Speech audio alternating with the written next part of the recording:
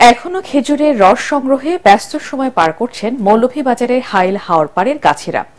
কুয়াশার চাদরে ঢাকা কনকনে শীত উপেক্ষা করে দূর দূরান্ত থেকে আসা রসপ্রেমীরা ভিড় করছেন হাওরপাড়ে।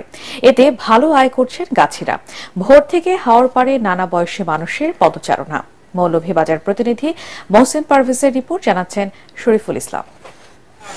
মৌলভীবাজার সদর উপজেলার এই হাওর এখনো প্রতিদিন ঢাকা থাকে কুয়াশায়, বইছে হিম বাতাস। হাওর পাড়ে দাঁড়িয়ে আছে সারি সারি ৩ শতাধিক খেজুর গাছ, যেখানে দিনরাত রস সংগ্রহে ব্যস্ত গাছিরা। টাটকা খেজুর রসের টানে শীতের কুয়াশা উপেক্ষা করে কাক ডাকা ভোরে হাওর পাড়ে আসছেন উৎসুক জনতা।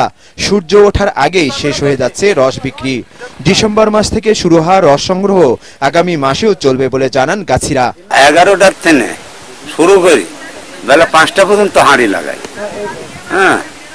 200 টাকা, তার মধ্যে 100 টাকা কাটি, 120 টাকা কাটি। রস গাছের থেকে পারি, রসটা ইয়াতে ক্যান্টিনে ঢালি লিয়া যায়, লোকে দেওয়া।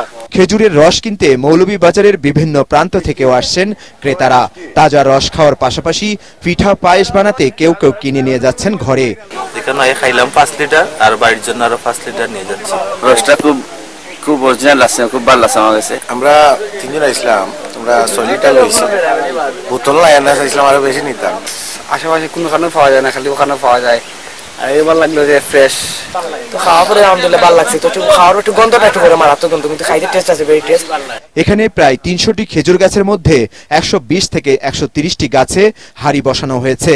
এ থেকে প্রতিদিন 100-এরও বেশি লিটার রস মিলছে বলে জানান এই খামারিরা।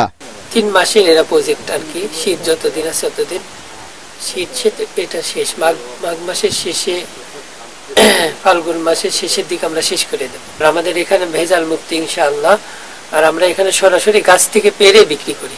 বারাক গ্রুপের ফিশারির তত্ত্বাবধানে চলে এই খেজুর বাগান। প্রতিদিন 10 থেকে 20 হাজার টাকার রস বিক্রি হচ্ছে বলে জানান তারা, যা থেকে বিপুল পরিমাণ গুঁড়ো তৈরি হচ্ছে। Bureau report, ATN Bangla.